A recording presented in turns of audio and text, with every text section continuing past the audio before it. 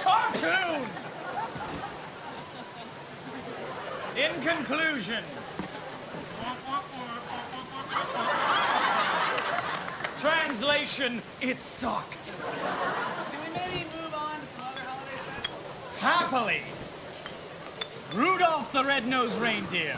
And if you ever saw it, you would even say it blows. Next! Frosty the Snowman.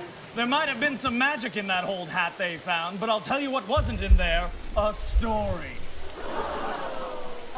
This is what I do! 5 minutes in, Seth, I was rooting for the sun. Next! The Grinch who stole Christmas. You know what else the Grinch stole? 30 minutes of my life. Whoville? Exactly. Whereville? The toilet. Next! What about Christmas movies? You have to like some Christmas movies. No one tells me what I have to do! It's a Wonderful Life. Too bad it's a terrible script. Next. No, wait, not next, not yet. Every time this movie airs, an angel blows his brains out. Now next. Christmas Carol. More like Ebenezer Snooze.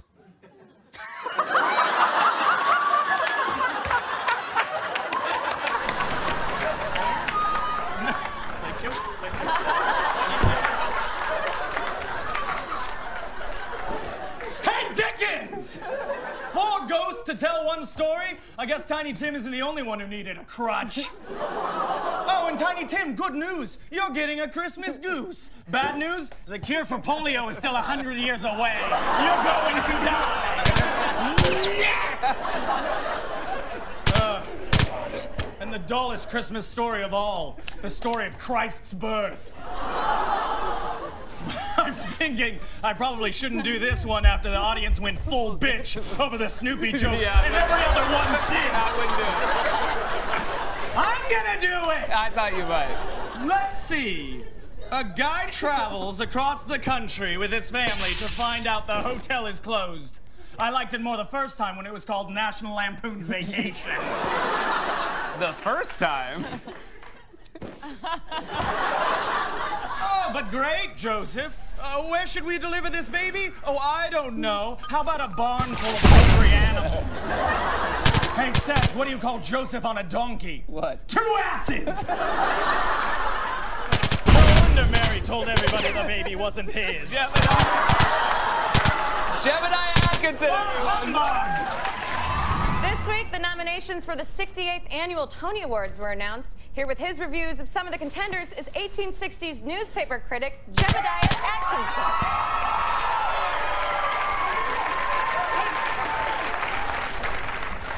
Thank you. What a pleasure it is to be here. Wow.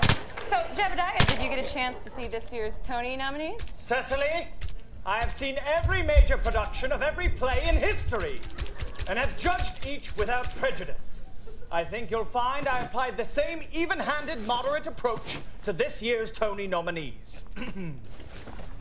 The 2014 Tony nominations make me wish theater never existed! Les Miserables. I dreamed a dream too because I fell asleep in the first act. Aladdin. Here's my 3 wishes. Make it stop. Oh, and of Mice and Men. The only thing slower than this play is Lenny, but at least someone put him out of his misery. Oh, wow. All right, that one seems pretty harsh. Did you like any of this year's nominees? I haven't liked any Tommy... What? I haven't liked any Tony nomination ever! You're kidding me? I got big beef with Tommy. A bully, and Tommy, you know who you are. But the Tonys, Cecily! Later on, tell me. Have been 68 years of unwatchable rubbish, and I reviewed it all! Fiddler on the Roof. Here's some advice, Fiddler. Jump! Next! Wicked?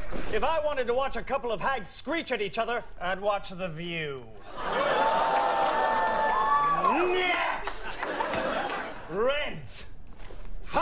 125,600 minutes of garbage! Next! Annie! Oh, great. A needy ginger who breaks into song in 5 seconds. Sing as loud as you want, honey. Your parents ain't coming back. Next! Ugh, don't even get me started on cats. I've seen a less depressing show featuring 100 cats. It's called Hoarders. You know what that play needed? A first act visit from feline AIDS. Oh, cats don't care about you. All right. Okay. So you're not a fan of Tony nominees, but do you like any of the classic plays? Like, what about Romeo and Juliet? Oh, Romeo and Juliet. 13-year-olds having sex. How romantic. I came here to watch a play, not to get added to a sex offender registry.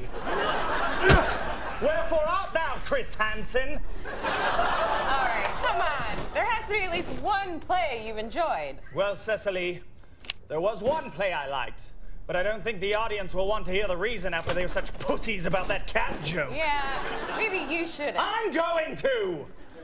The only play I ever found even remotely tolerable was a performance of Our American Cousin at Ford's Theater on April 14th, 1865. Is that the play where Lincoln was shot? It sure was, Cecily! Prepare yourselves. It may not have gone over that well in the orchestra, but it killed in the balcony. I warned you! All right. What? The union's intact! Jebediah Atkinson! Can a bitch get a meatball? What is your name? Stanton Carlisle. Can you read minds? Yes, I can. If you displease the right people, the world closes in on you very fast. Nightmare Alley. Rated R. Only in theaters December 17th. New seasons of the critically acclaimed series Mad Men and the Game of Thrones will begin soon. And many are saying we are in a golden age of television.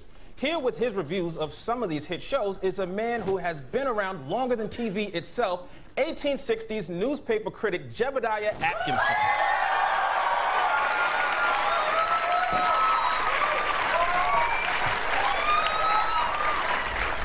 Thank you, Michael, for that enthusiastic introduction. So good to be back. So, Jebediah, have you been keeping up with all these big TV shows? Of course I have, Michael. Yeah. And as always, I think you'll find my reviews to be perfectly moderate and totally rational. You know, I was worried about that. All TV is excrement! Mad Men, the most likable character in this show is cigarettes. Hey, AMC, if I wanted to know what life was like in the 1960s, I'd move to Indiana.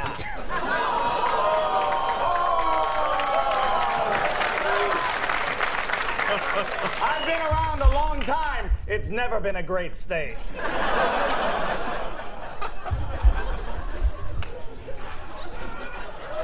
Game of Thrones. Oh, great, a softcore porn with 100 hours of backstory. At least in porn, you know how it's gonna finish. Oh, and George R.R. Martin, you better hurry up and write those books because from the look of you, winter is coming. And House of Cards. The only thing lazier than the writing is Kevin Spacey's attempt at a southern accent. And when he makes those turns to camera, I haven't witnessed shots that jarring since the assassination of Archduke Franz Ferdinand. Wait, Jebediah, you were at the event that started World War I. Of course I was, Michael, but I prefer the sequel. Come on, Jebediah. Oh, what, World War II wasn't a better war? That's pretty harsh, man. There must be some shows that you do like. I haven't liked any television ever! It's been 80 years of mind-poisoning reviews, and I've reviewed it all! Here are a few from the archives. I'm listening. Thank you. I've got full attention, Michael.